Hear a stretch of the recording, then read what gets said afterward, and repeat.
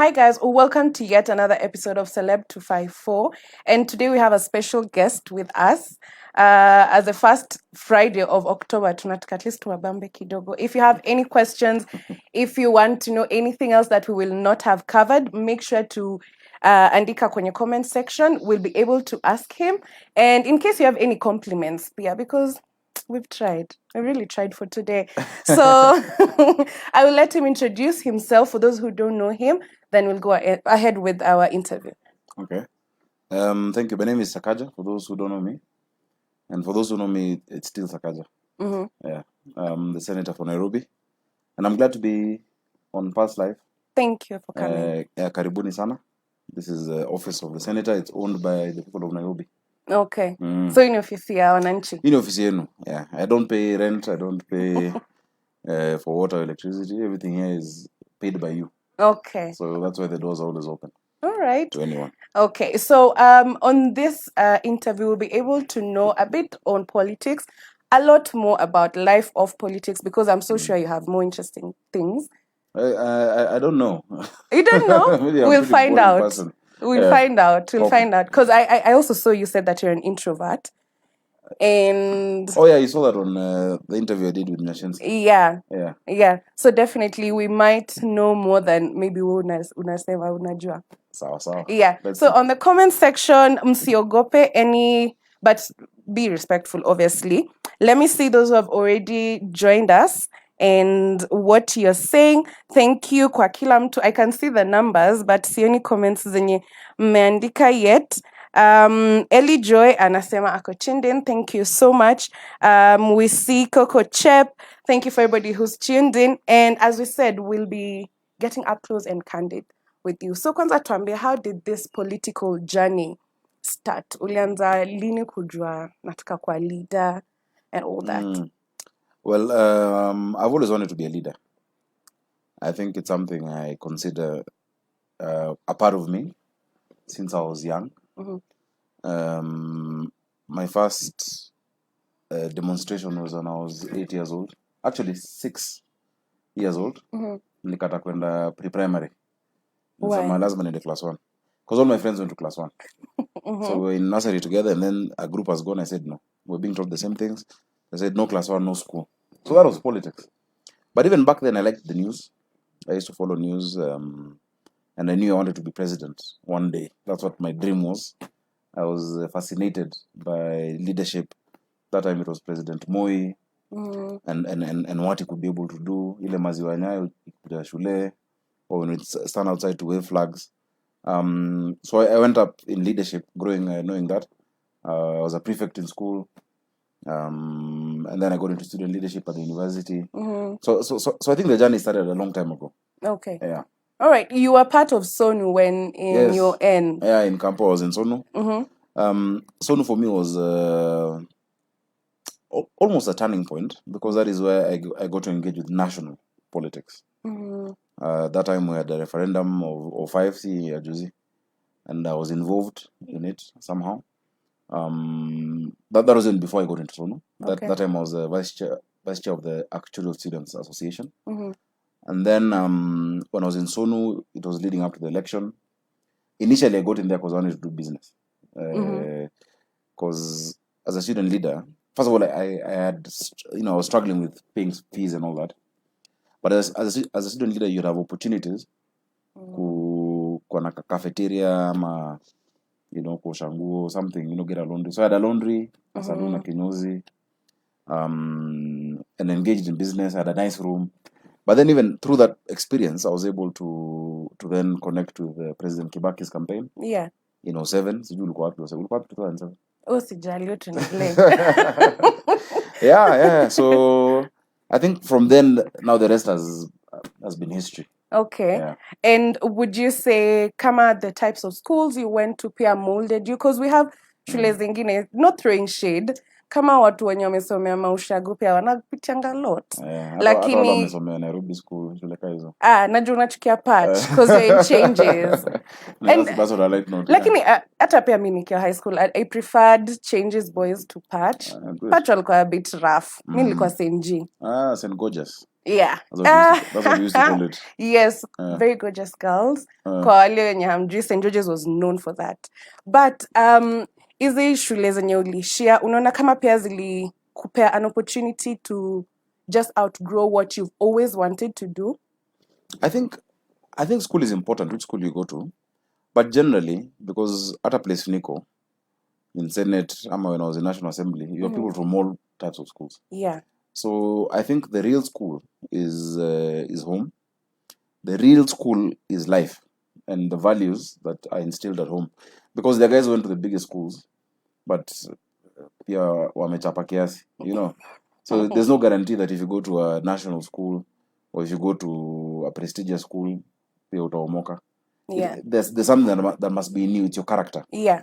But for me, what it did, the experience it gave me, especially high school, was being able to see people from all across the world. Actually, we have people from all over, of different social classes. There were some guys who were staying just next to me. They were sharing a double decker. Ule msa alikuwa analala chini, his dad was a finance minister in Tanzania. The guy who was on the top bunk was a guy who had to teach how to use a toilet in Form 1. Because alikuwa ametoka Samburu, hakujua kutumia choo. He had never seen it. He's like, what nonsense are you guys doing in a building? In fact, he thought we were backwards. Why would you go to a loo inside a building? You know? Yeah. Because he's used to going outside. But they became the best of friends.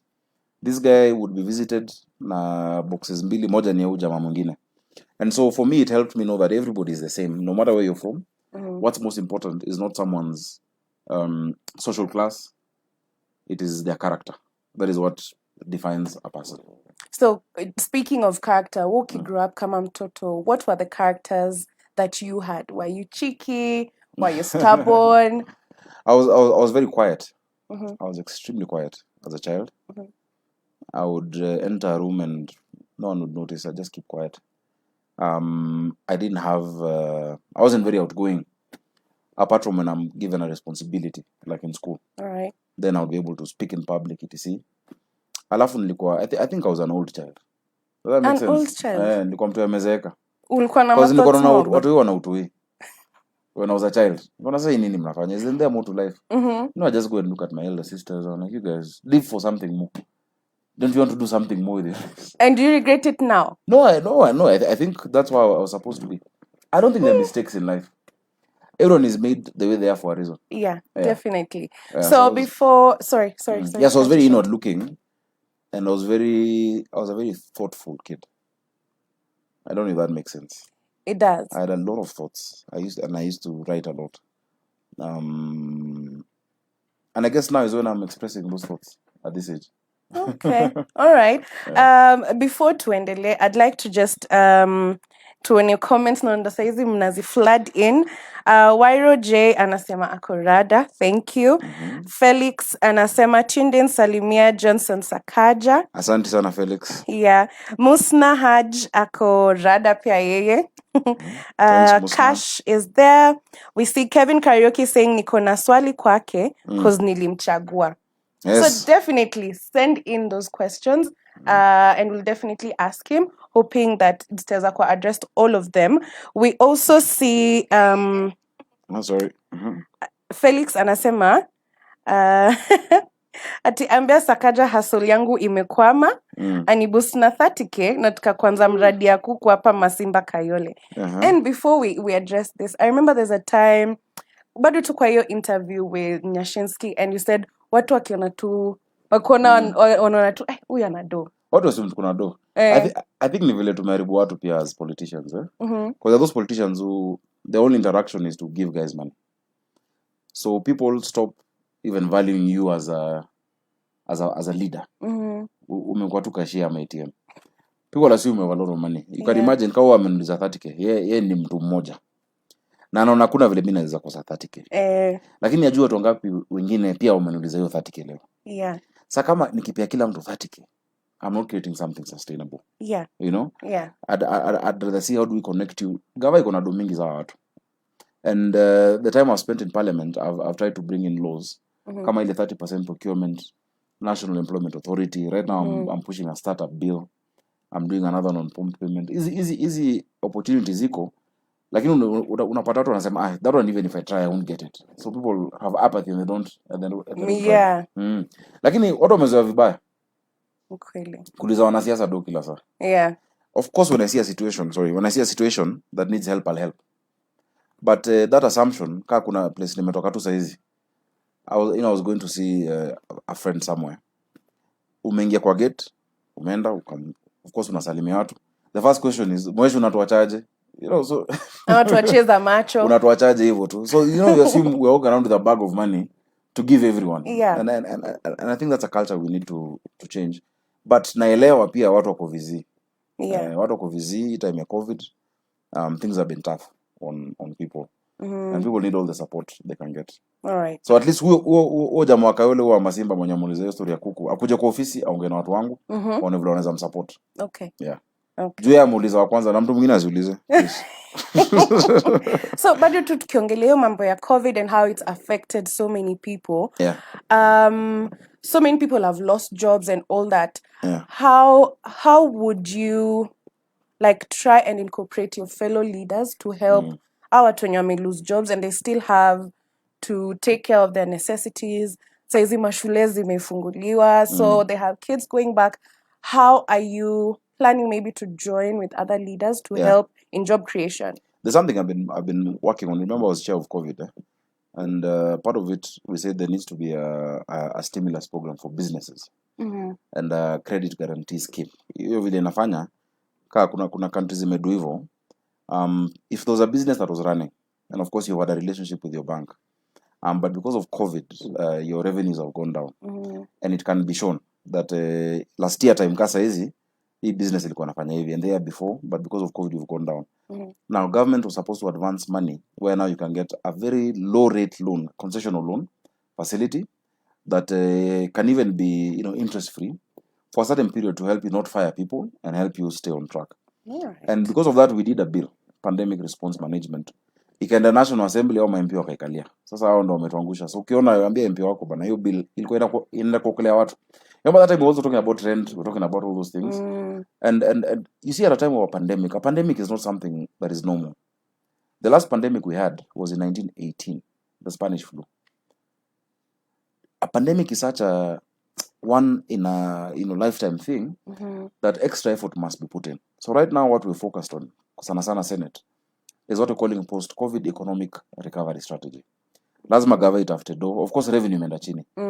But we've seen even some of our partners are willing to support, to help young people like wasoko in entertainment industry, ma DJ, ma bouncer, ma waiter, wasanii.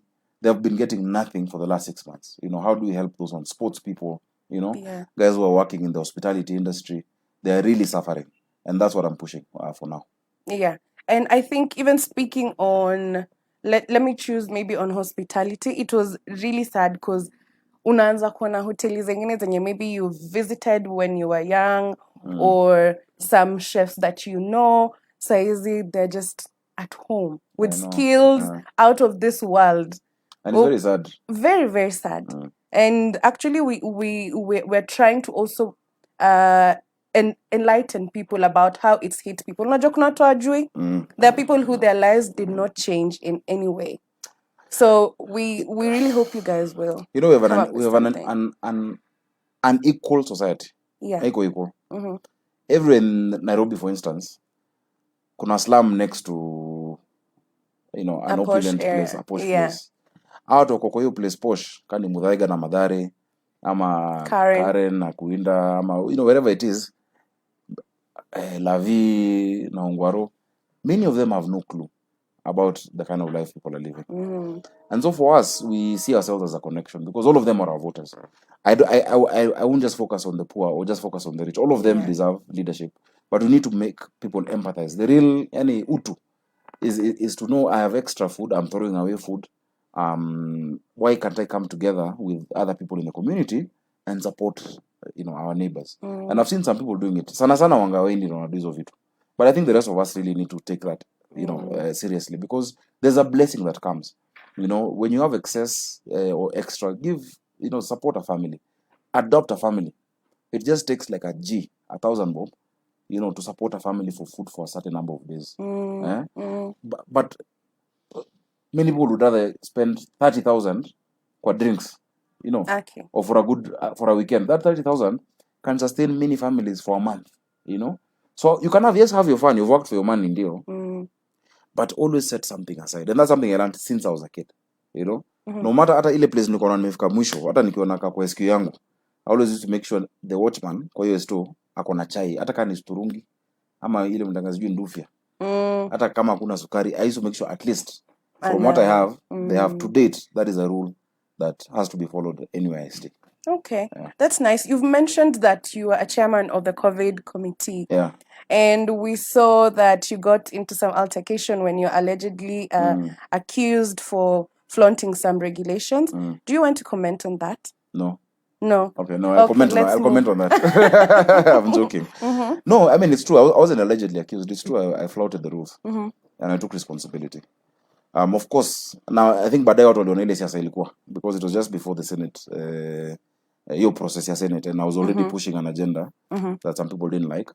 So the same guys who maybe mmekuwa nao base mbeleni are the same guys who are coming to arrest you. Like, okay, you guys surely. Okay. You're saying Sakaja and 9 others, and I'm the only one who was taken to court. I mean, there was drama around it. But I think as leaders, we always need to set an example. Yes. And for definitely. me, that was a moment of reflection that many things that we take for granted, we should be more careful about what example we show. I paid my dues. I was fined. Nikalipa, nika-apologize, nika-resign. Kenya watu wangawa resign. Okay. They'd rather die. True. Than resign. Of course, I'm still senator. I still chair the committees. It's just that one was on COVID. Yeah. And of course, its mandate now is over either way.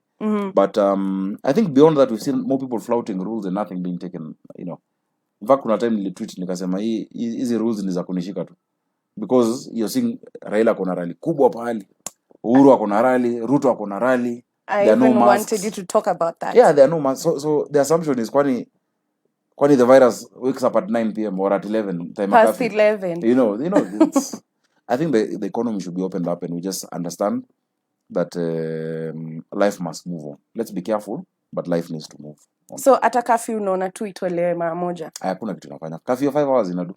True. The idea that, if during the day you're not social distancing, you're not sanitizing, you're not washing your hands, you're not wearing a mask, being home by 11 won't make you not get COVID. There's no difference.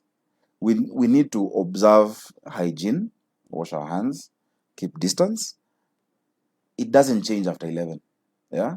You can say, let clubs be closed at midnight or 11. But also, there are people who are doing transport business. There are people who are, need to travel. There are people who are bringing groceries to markets. Those people are being affected. Night shift by people. What were night shift? Yeah. They're being affected by a curfew whose goal is not scientific. Yeah. That's my personal opinion. Yeah. And I think, in fact, for Kenyans now, we are more scared of the police than of the disease. Yeah. Mimi, in fact, nikiweza by 7 niko home. Hata sitakangi kujua kama curfew inafika mpaka 11, but by 7 I'm at home. But because nimeona what has been happening out there. Would you like to comment on that? Because lately kumekuwa na, I think since hii mambo ya curfew ingie, tumeona police brutality imeweza kumada watu wengi sana. Would you like some water first of all? Yes, please. Thank you. Acha nikuwekee maji. Sawa. Acha akimwaga maji. Acha niangalie vile mnasema hapo kwenye Facebook. Tunaona yenyewe watu mkuna ma comments zingine. Anyway, we can see zile fiti na zile mbaya. Sijali. Immaculate nasema eti sijasikia ukimsalimia. Tulikuwa tumesalimiana. Wewe ndio umekuja late. Mpaka tukamwambia thank you for having us. Amesema thanks pia yeye. So sijali. Ibrahim Zaki says this man is our legend. We support young leaders like him. I remember very well the way he defended the Northwestern region during the revenue bill. Tell him to keep going. I had a question. Did that change your relationship with the president? Not really. Of course, there were people who are saying that they were telling him I'm going against him. And I said those people are misadvising him. Me and the president have a very close relationship, and I thank God because he's my mentor. He's my political father. Na nilianza tumetoka mbali sana naye. Yeah? And to imagine, you see even now, right now, how old am I? I'm 35. If I was to start a party, to make a 28-year-old the chairman would be hard. He did it at 50, and I was chairman. And our relationship went beyond just politics, our friendship. And so for this one, there's a day he told me, I remember, in 2010, 10 years ago, there was something that was happening in parliament. Yeah, mambo ya hizi boundaries. Na nilikuwa na solution. Yenye hiyo solution ningeleta noma kidogo kwa wanasiasa, but ultimately we'd have gotten our way. And he told me, Sakaja, if I ever ask you to do something, if it's not good, one, for the country, and then you come down to the community, then the family, then the individual, and it's him, don't do it. Defy me. If your your conscience is clear, what I'm asking you is not good. So this formula ile walikuwa wameleta hawa watu was dividing the country into two. There were more than 18 counties losing. Yet we're saying we're moving together as a country. And so that's why I stood my ground, and my colleagues, and I thank them. And we said there's no Kenya A or Kenya B. The same struggle, huo jamaa kwa Kayole anasikia huwa Masimba anajaribu kuanzisha story ya kuku. Vile anasikia sasa ako na ubao ni the same na ule ako Mandera, na ule ako Coast, na ule ako Turkana. The same pain a mother feels in Kisumu when she can't feed a child. There's no difference with what you'd feel if you can't feed your child. We have more that unites us as a country than what divides us. And so I said we can't start by saying that there are parts of this country that don't deserve and then others deserve. No. We all move together. Of course, population is the biggest factor, but let's look at also those other factors. So watu wakanipiga vita, wenzangu walikuwa arrested, wengine wakapelekwa. Mimi nilihepa tu. Nilijua hizi tuko town, mimi niko town. Nilihepa. There's a day I had to sleep in parliament. I came at 5 a.m. They were trying to arrest me the day before. Nikajificha, nikapeana simu, jamaa ende nayo. Just cat and mouse games, which were unnecessary. Yeah? People put billboards saying Sakaja is a traitor. They sponsored bloggers, kunitukana, makatoons, zile za mchomez. Kulikuwa na zingine za kusema ati nimepatiwa do by some governors, and all of that was wrong. And I said as a leader, and I think generally, but more so as a leader, and leadership is not position, it's influence, wherever you are. Yeah? Leadership is not a title. Leadership is your influence in society. Even amongst your friends, even within your family, you can be a leader. But as a leader, don't be afraid to do something because you fear being misunderstood. If your conscience is clear and your intentions are right, do it. People will understand later. Now, those ones who are castigating me at Nairobi was getting 100 million and Mekata, what can they say now? I've raised it to 3.3 billion. Nairobi is now getting 19 billion. Yeah? Those of us who are saying this 316 St. Paul must lose, what are they saying now? That we've moved it from 316 to 370 billion. Something that would take more than 6 years of the Senate sitting. So if I feared to be misunderstood, ningekuwa nimeingiza mkia, nimeogopa. Hapana. So we stood our ground and we can be firm. And I realized there are leaders in this country, and I'm glad for Team Kenya, who are willing to come together despite our politics. Kuna wengine wako ODM, Jubilee, they support different people. Senator Mutula is in Wiper, Malala is in ODM, Ledama is in another party, Murkomen, all of us have different political leanings. But when it comes to matters of this country and the unity of this country, our generation has said we will always stand together. Okay.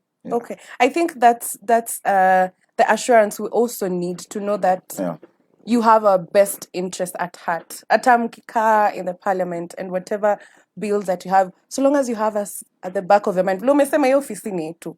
Ni sisi ndo tumekuweka hapa, sisi ndo tunakulipia rent and everything. And singeza ku afford. Ungeza wewe mwenyewe. Ni sisi tu. It's your office, and I've been here from 2013, even when I was nominated. But you see this office, for instance, before me, there was a minister who used to sit here, Jamlek. Before Jamlek, there was Mutula Kilonzo, senior. There was Njeru Githai. Before it was Kanu headquarters, Kamodho, JJ Kamodho alikuwa nakaa hapa. Mimi nitaiwacha. I'll leave it for somebody else. You should never get power and think now it is yours. Kaa tu mtu wa kawaida, endelea na maisha. Do your part. Every generation has its time and its role to play on the stage. We come play it well, then leave the stage for the next generation. Okay. All right. And I think my last question on politics, because what's your advice to Kenyans as we're heading towards 2022 elections? I have a lot of things to advise Kenyans. The first thing I'll say is we must realize, first of all, as our generation, that politics is too important to leave it to politicians. Let's get involved at the right time. Let us know who is saying what, who will want to vie.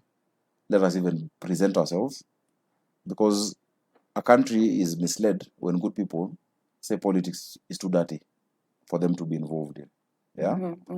Number two, we have 1 year, 300 and something days. I think all campaigns are too early. We need to rebuild our economy now because of the mambo ya COVID. Now, what I tell my colleagues, let's focus on the people. Tuache focus on ourselves. Ati mimi nataka kiti gani 2022, nani anataka kwa urezo, nani anataka kwa nini. Hiyo itaongezea mtu unga ama ugali kwa meza. For now, tusaidia watu wanaumia sana. And lastly, for Kenyans, please.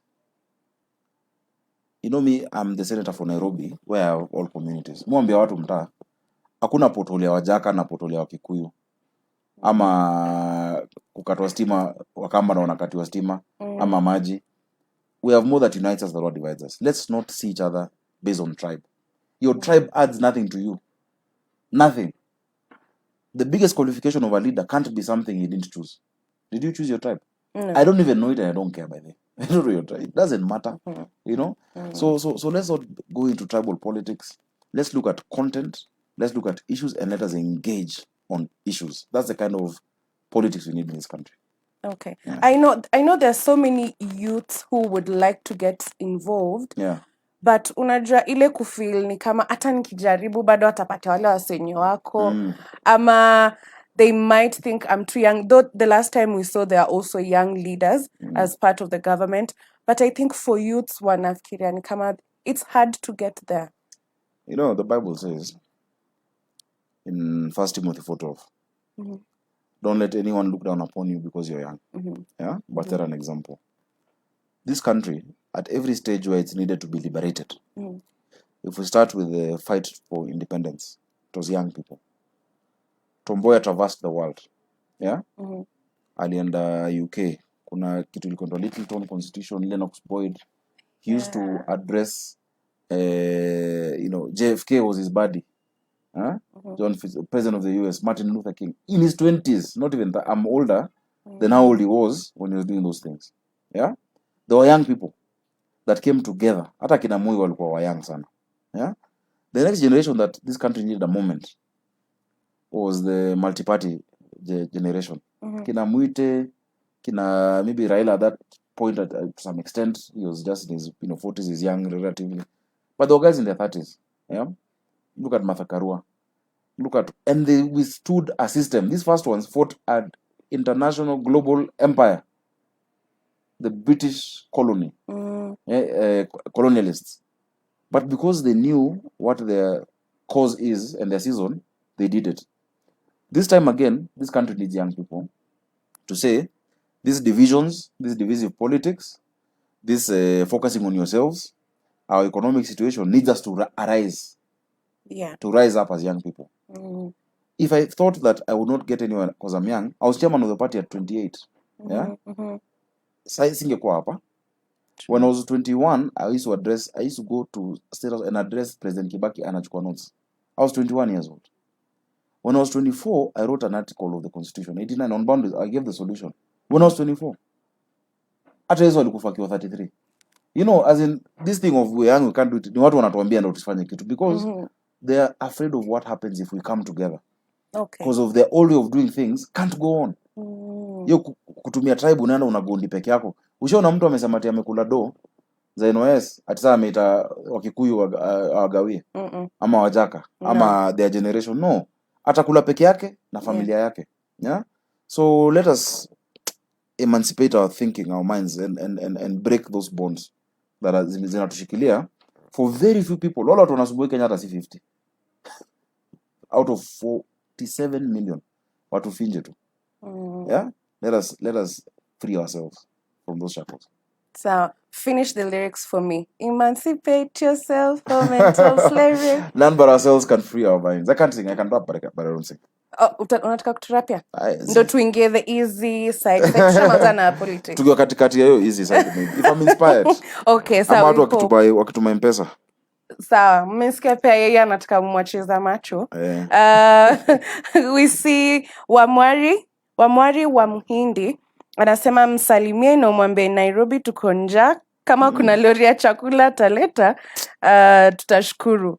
Nimekuwa najaribu sana. There are some places I've tried to channel food. Oh, really? But unajua haizi tosha.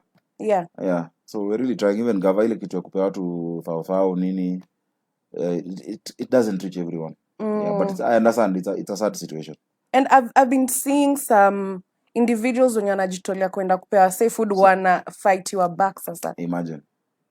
Yeah. Kuna wanasiasa wengine pia wako down sana because the guys want to donate food, but since waja donate through OMP ama OMCA ana resist. Na hiyo ni upuzi. In fact, I'll start exposing them because it's your people being given food. Si lazima ukwe hapo. Why do you want credit for food? You know, food is the most basic form of dignity. Usiwe nyima mtu food ka uko nayo. Na mtu ukiona amekwambia tu ni chakula anataka, that is the most basic. Si airtime ama bundles anataka. Not even he just wants to feed it's the most human thing to do. Yeah. So those politicians will stop those games. And we know you. Amesema to expose very soon. Mash Timeless anasema Sakaja usijali, politics is just a way of sacrificing yourself to the people and you'll be rewarded for it.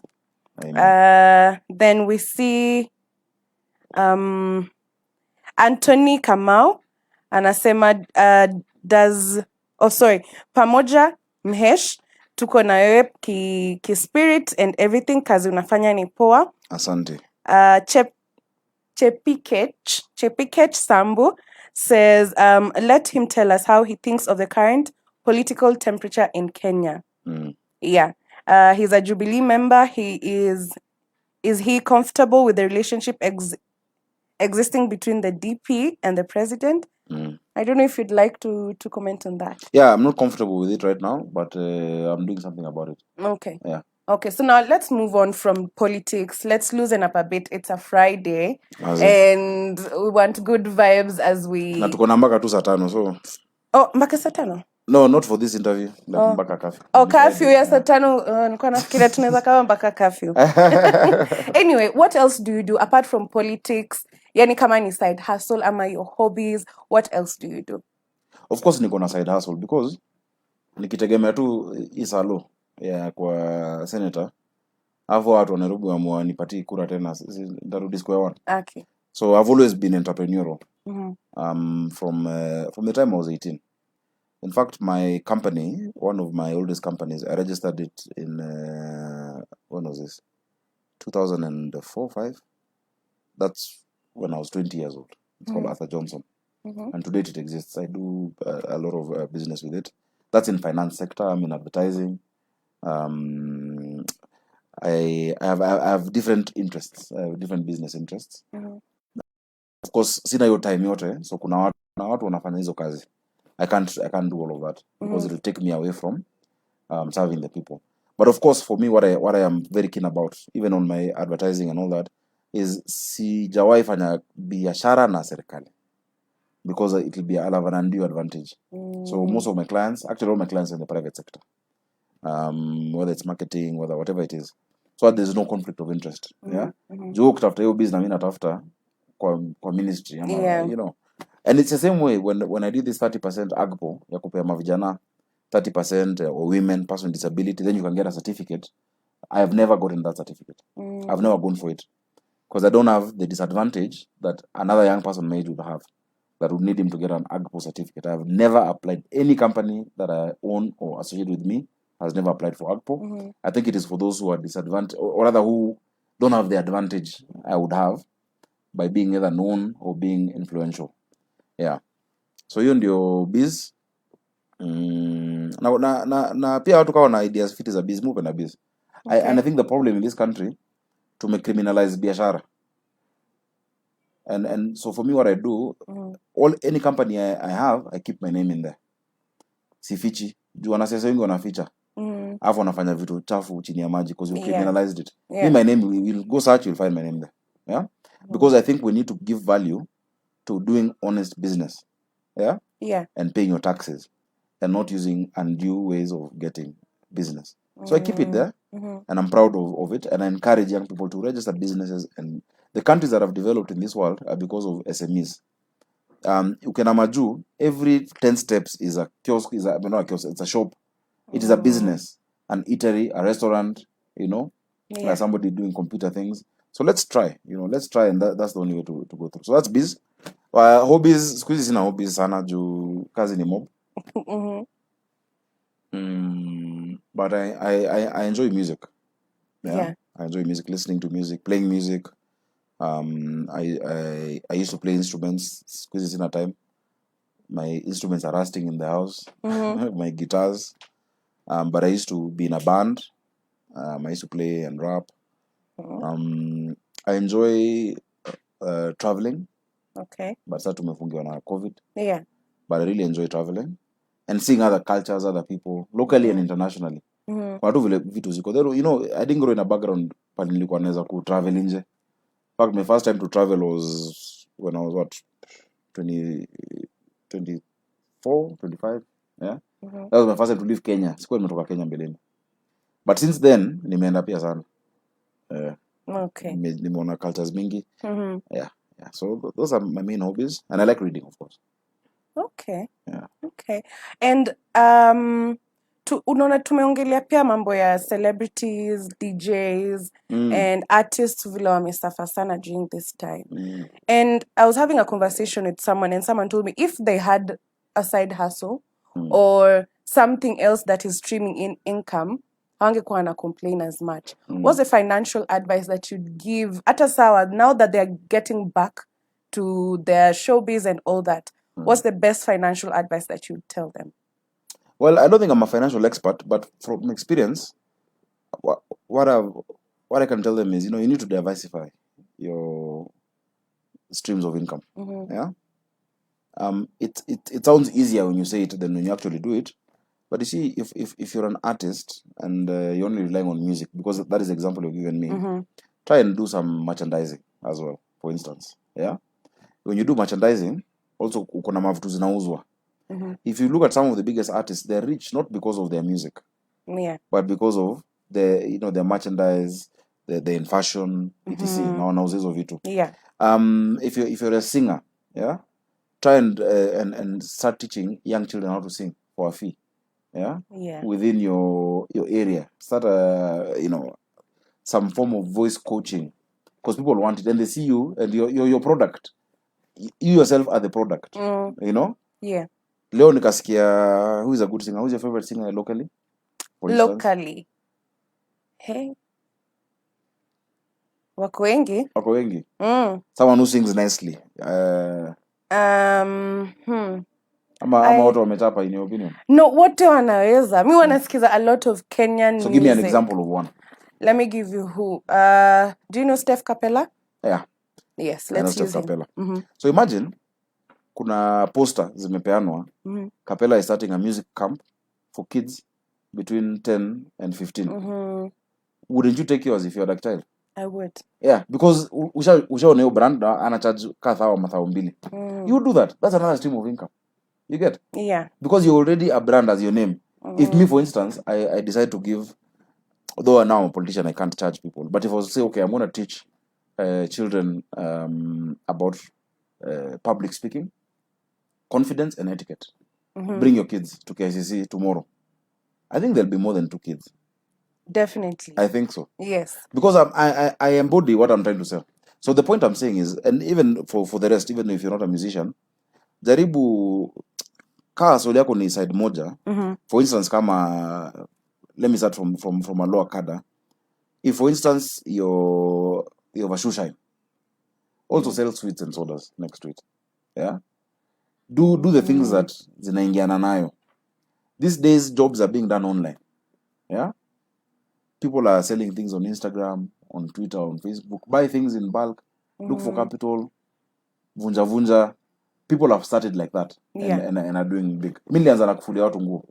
Kampo. Yeah, lakini si literally ulikuwa No, na na laundry machine. services. Beshte yangu Okay. is, you know him, is Dan Mwangi of NTV. Me and his mom, we changad. Tulichangado na madha yake tukabai machine moja ya 20k. Hiyo machine na his brother at was young, is now a pastor. He'd come, yeye ndo ana load. A bucket was 50 bob. Actually 60 bob. You know guys in campus on Monday after weekend or before they go on Friday. Yeah. So that 60 bob, 10 bob yangu ni labor. Hakuna maji nalipa hapo na stima. And soap is, you know, it's in bulk. Yeah, ukinunua mara So moja. so 40 bob was profit. I used to make like 5 G's a day. 5 hours. In a day. In campus. During your time? During my time in campus. Yeah. That's how I was able to buy my first car. Okay. So just try. Usione pia usione ati kuna kazi duni ama this is too low for you. Yeah. No. People should get technical skills. Learn how to be a plumber, mason. Not everyone is going to be a doctor. You know, just diversify. Yeah. And I think that's one of the problems with the young men now. They don't want to be seen doing the jobs that they term as not as good. Mtu hataki kuonekana eti, hey, chali yangu eti anasafisha viatu tao. But you don't know that is better than kama anaibado ama kama ananyonga watu kwa streets ama kama kutu home. There's no good plumber, a good one today who will struggle for more than a week before getting work. But there are guys with degrees in economics, in actuarial science, in anthropology, wako mtaa for years. There's no guy who's very good at laying tiles, who, if he doesn't want to, hizi mijengo zote, if you go and show, look, this is how I do it, and you're good at it, mwenye atakosa kazi, as of now. In countries which had the industrial revolution and have gone, you know, have become big in industry, the brightest guys are the ones who used to be told to go to polytechnics and technical training schools. Sisi tumereverse, tunasema kaa ulidunda KCSE ndo uende poly. It's the other way around. You know, and that's how we get it wrong. So hakuna kazi ya ufala. Yeah, very, very true. And kama wewe ungekuwa politician, ungekuwa nini? Useme pastor. Hiyo tushasikia. Of course. Ungekuwa unadu nini ingine? I mean, maybe I would have followed my profession. I'd have been in finance. Yeah. But sioni kama ningelast. Kwa nini? Unajua, anyway, you know, me, my mind has changed. But saa kukaa kwa hiyo environment, I'm just looking at numbers and not interacting with or creating solutions for people. I believe that's my talent is creating solutions, empathizing, understanding a situation, and creating a solution. If that's what I'll be doing, I don't know what else I would do. If I had a choice now, tuseme sasa siasa imeisha Kenya, kuna siasa tena. No MP, governor, senator. I look for another profession. Yeah. I'd be a lawyer. A lawyer? Yeah. Yeah. Okay. I'd be a teacher. Yeah, wa kindergarten. Si hawa wengine wenye wamesha pita hizo stages wa kindergarten. Kindergarten is harder. Yeah, it's okay, but I'd rather work with kids than grown teenagers.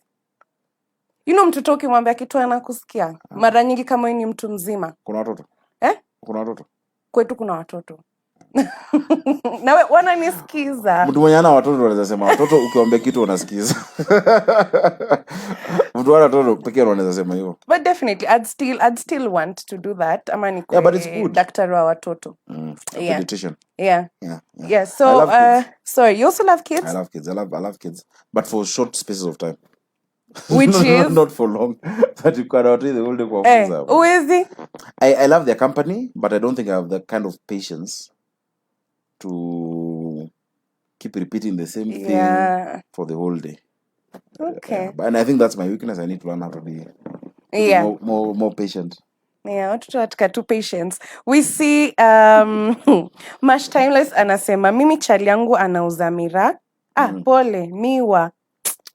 Miraa.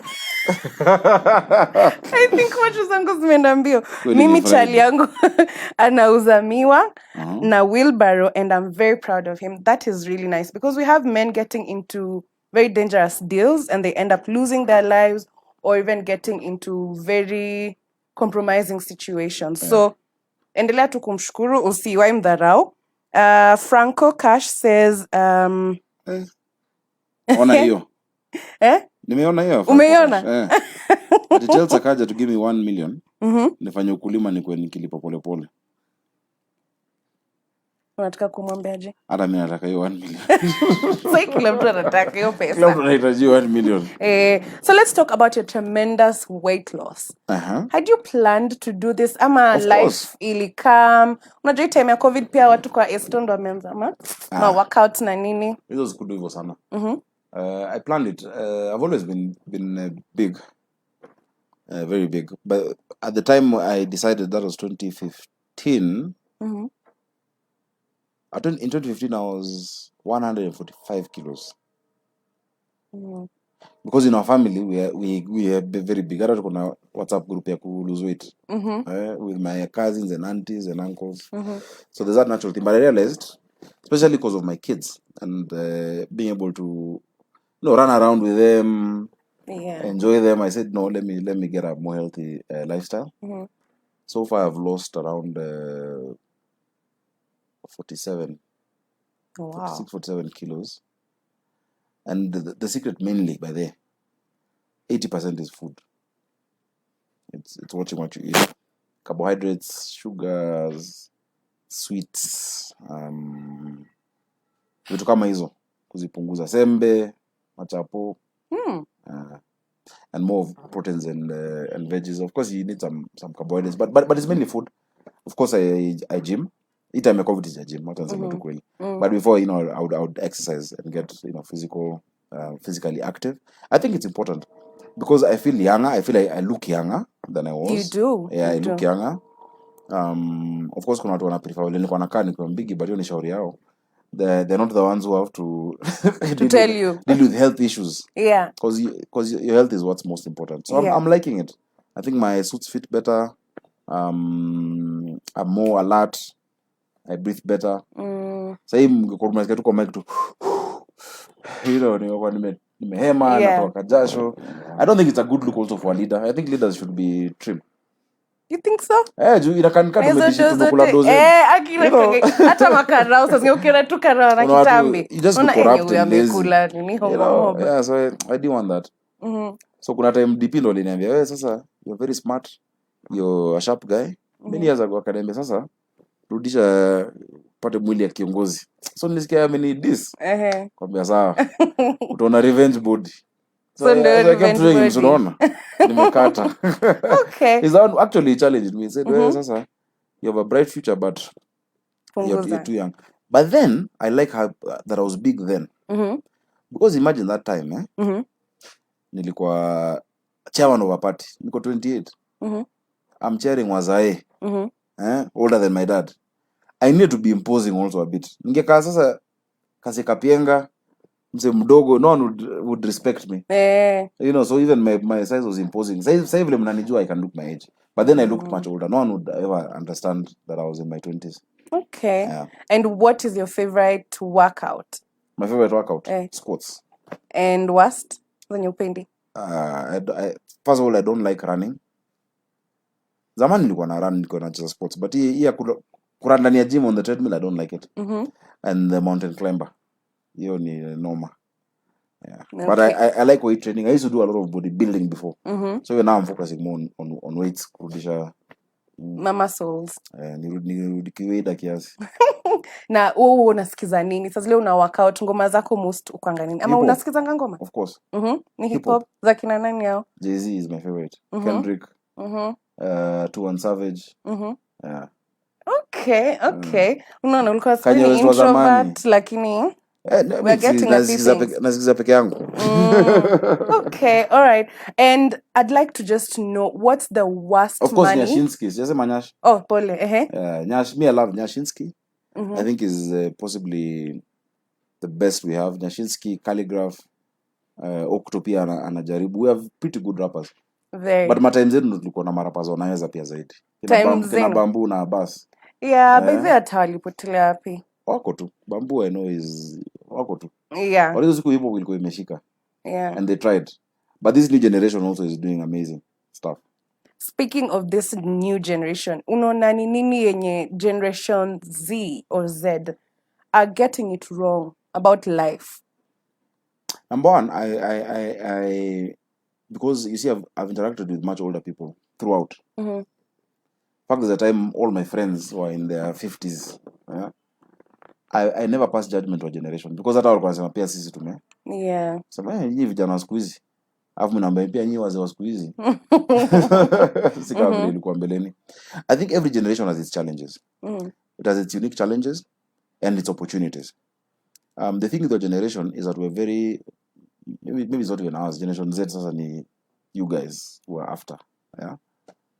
I think because of technology and because of how you've seen things, this generation does not have patience. And we like things instant. It's almost like a popcorn generation. Instant coffee, instant tea, microwave, Delivery, Glovo, now, Uber, chap. Yeah. And because of that, we lose two things. Number one, you lose real relationships. Yeah? Because you're always in a rush. You guys are always in a hurry. I have friends in their 20s. There's always something hapa pale. Oh, leo kuna hii, juzi tulikuwa tunafanya hivi. Tulipewa the other, Yeah. So it means you guys need to chill a bit. Build meaningful relationships. Life is about relationships. Yeah. Friendships. Get to know people. Take time. Instead of a fast-paced weekend, tuseme hii weekend tunaenda shags ya kinau beshte yetu tuone mapero wake ama the grandparents and chill. Put the technology away sometime. Yeah? Yeah. You don't have to be on phone. There's a time I was with some younger guys, even us tunaishi da pia. And there were like 6 guys. They were all on their phones. Yeah? Hakuna mtu anaongeleshana. You know the difference between us and now kids? Because also kids up to age 10, 11, you'll find them on their phones, but they're playing a game with each other. All of them are playing a game, the same game. Wameconnect sijui aje. I see it with my kids. But you see us, now guys maybe in their 20s, on your phone, unaongelesha sijui nani, but you just like that physically you're around each other. I think that's very bad. Relationships will take a hit, and we'll have very antisocial or very socially awkward people moving forward. Yeah. But apart from that, I love the hustle in Generation Z. People are creative. Uko na zile ma innovations in a come, and I move around a lot and I see people. The very innovative generation. I think the most innovative generation we've had since the generation of inventors. Unajua kulikuwa na pio time akina Thomas Edison and they had inventions. Yeah. And then inventions zika stop. Now is when there's a generation that is as innovative as that one. That is now Generation Z. Wow, that's nice. Yeah. And what would you say was the worst way you've ever spent money? I'm trying to think of which kind of answer I can give. The worst way. Kwa akili. Number one, I'm not a spendthrift. But I don't respect money. I don't know how to explain this. I don't see money as an end. I see money as a tool. Yeah? There are many times naona kuna msee ana shida anahitaji kitu na nitampatia yangu hadi ya mwisho. Yeah? And then nipate food at home, or I've not done one or two things. But I'll give you knowing I'll find where to get it tomorrow. Yeah? Yeah. So that I don't regret. And that I will always do. Yeah? Because I believe it comes with a blessing. But I'm not doing it for the blessing. I'm doing it because I empathize. Kuna ndai nishai buy. I think that was the worst way I spent money. Niligongwa. I bought that car for it was 7 million that time. Was 2013. What? It was 2 million more than its value. Yeah, I bought it on impulse. I don't plan to buy a car, but God is good. I had an accident with that car. It was written off, and I got paid back by insurance. Nikatafuta sasa gari ya hiyo class. But I think that was the worst way I've spent money. And the best? The best way? There are too many. The best way. The kids I support around this city. That's the best way to spend money. Okay. Yeah. Okay. The families that have get some hope. The money I've used to pay fees for kids, I support many kids through school from my pocket. Sina budget ya hizo sijui ma CDF ama ngafi ya mama. Every kid who gets fees from this office is from my pocket, mine. Okay. My small pocket. All right. That is for me is the best because it's an investment to the future. Okay. Yeah. And of course the money I spend on my kids, I think that's the best. And would you say pay investments? Investment, that's what I'm saying. Money is not an end to it. Investments are not fulfilling as changing lives. Okay. Yeah. Okay. Investments, of course, I invest, and I'm in business. That is, hiyo nika kutumia tu pesa kikawaida. The one that gives me true satisfaction, ile unalala kama umesmile, is when you see you've changed somebody's life. It can even be a G or 10,000 or 20. But unaona hapo kuna kitu umefanya. Hiyo ndio inakuwa na impact. Ingine ni kawaida, you can invest. You can invest without a heart. Yeah. But you can't give without a heart. Yeah, true. And I think one of the cultures that we have not yet mastered, maybe for Generation Z, is saving culture. Yeah. Which really, really comes in handy. Mostly kama off seasons kama saizi. Ndo sai unaanza kuona, wow, my savings. Because hiyo time ingine huzitumi. Najua watu wengi husema hii savings, watu wanasema watu wa save na watu kona do. Because sasa wanasema hata hiyo kusave hawana. But I challenge them. Every day there's something you could have done to spend less. Yes. Yeah. Yeah. Me, when I started saving, it was when I was in campus. Na nilikuwa napo Hurlingham, nilikuwa na SQ Hurlingham, na nilikuwa Chiromo.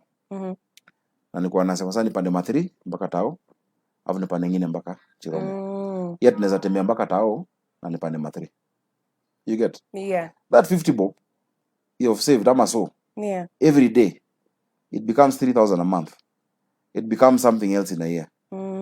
It can grow, and there are many instruments and many products in the market that can make that money mean so much in 5-10 years. Yeah. So usifikiri saving ati unaanza kusave sasa kuna pesa mingi, hapana.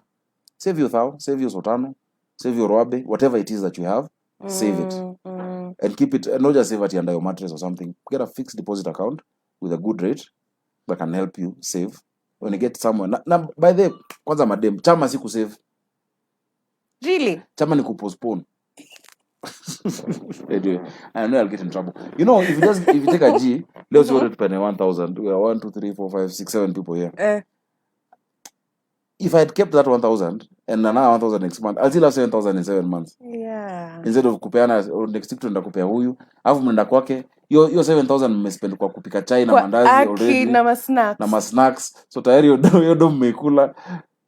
Okay. Anyway, okay. But I think it's nice for social, not for economics. Yeah. But just to bring chicks together inawasaidia. Hata pia mko na machama. No. Mko nazo.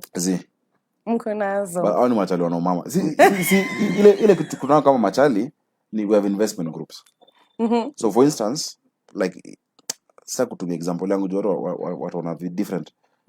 Like kuna kitu mnataka kudu na wewe uko na a certain amount of money and it'll take you long to get it. The opportunity is now, us as guys we come together, you do equal times 10 and we all invest in it. Kama ni kashake ama ka biashara, that is not a merry-go-round. Ati leo nigeni, this month nigeni 10,000 mimi ndo nikunywe, after next month tukupe wewe. Hapana. Hiyo mnachezeana. Kwanza nataka kucorrect. Ukisema kama eti hao ni machali wana umama, hiyo hata okay, see hiyo ni blessing. Yeah. Strong. Yeah, but me, I stand with that statement. Kuna watu wasema, don't say that because it is sexist. It is not. I believe men, there's a masculinity men should have and there's a femininity women should have. Women should stop trying to be men. And vice versa. That Sharia, remember, if man up, don't man up, never man up. This society needs women who are women and men who are men. We are equal, but equality is not uniformity. Equality is not uniformity. There's a reason why God put women on this earth with their attributes, and there's a way they see things. And there's a reason why men are put with their attributes, and there's a way they see things. It's good to try and understand each other, but you'll never. Men are from Mars, women are from Venus. Okay. Yeah. So how much pia tuache kukopi madem si tufanye zile vitu sudu. Madem fanye zile vitu nyudu. Even in politics, people say, because women are soft or too feminine, that's why they don't get elected. Yeah. And they try to make it look like the femininity of the woman is the biggest hurdle to women getting in politics. And I say that is the most backward thing I've ever had. Yeah? This society needs, the same way I will look at an issue through the numbers or, a way a man looks at things and the logic, it also needs someone who will see not just the numbers, but the faces and the impact on people. It is natural for women to do that. It is not natural for men to do that. We learn that empathy. But it's natural. As I believe, you two-third gender role, ni upuzi. Ataji 2,000. You need 50-50. Because you need half of the team in the team. Yeah. Yeah. So machali wache umama na wademu wache ubaba. Okay, so we see Nasib Strickler saying hawa leaders wetu wanafaa kuona hii interview ndio waone a real leader, sio wao kudanganya watu na siasa. I don't know what you have to say about that, about your mate. I don't know. I mean, the leaders are different. Tuko na style zetu tofauti. Okay, that's true. Si nyinyi mliwachagua.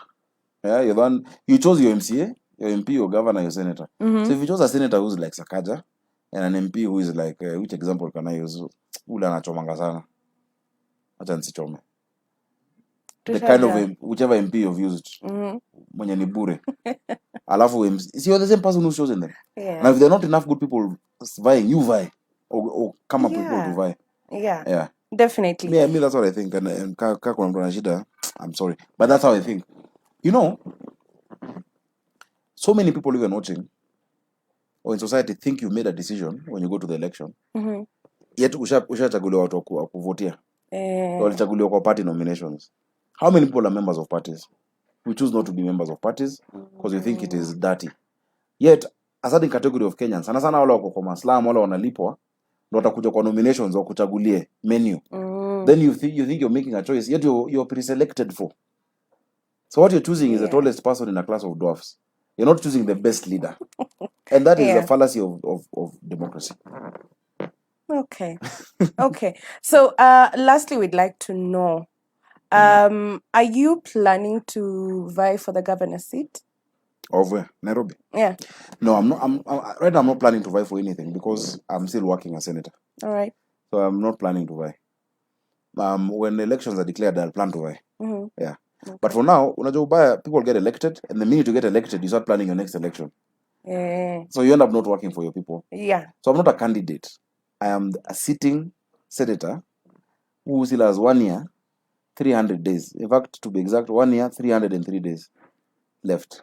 Okay. So what is the 300 days, Aisha? And then there's a year. So I'm not planning to vie for anything. I think our focus is in the wrong place. For those, of course, I have ambitions. I have ambitions. I'm very ambitious. Yeah. But for now, my focus is wacha nifanye ile kazi niko nayo. Hapo mbele wananchi wenyewe ndio watasema ile kitu wanataka nifanye. If they want me to go for governor, they'll tell me. If they want me to go for senator, they'll tell me. If they want me to go home, they'll tell me. Yeah. Okay. I love that answer. Yeah. So thank you to everybody who's been able to join us on today's live. Thank you for kila mtu mwenye ametuandikia comments. Hizi zote zimekuwa very engaging. We've been able to address some of your questions. And catch us next week on Friday. We don't know, or you guys don't know yet, who we will bring on your screens. So Sakaja, any last remarks? Well, I've enjoyed being on this show. Thank you. I didn't know how it would be. It's very different being on a Facebook or social media driven show. Yes. You guys are doing a good job. You're connecting with the category of Kenyans who need this kind of engagement. Hawataenda kuangalia KBC kungoja sijui interview gani. I just want to tell the guys who are listening to be encouraged that we have a country where we have leaders who are thinking about you. We think about you. Engage with us. When you choose us, it's not that now we go to we become different people. We're available, of course, with limitations. We can't see everyone, but just use our structures. Come to our offices, share your issues, your hopes, your ideas. Being a leader doesn't mean I have a monopoly of ideas. So I've really enjoyed being on this show. Thank you so much. Thank you so much for having us. Thank you for even coming on our special inakwanga by the way, I'm a celebrities. Imagine. Asanteni. Kunipatia nafasi ya kwa celeb for today.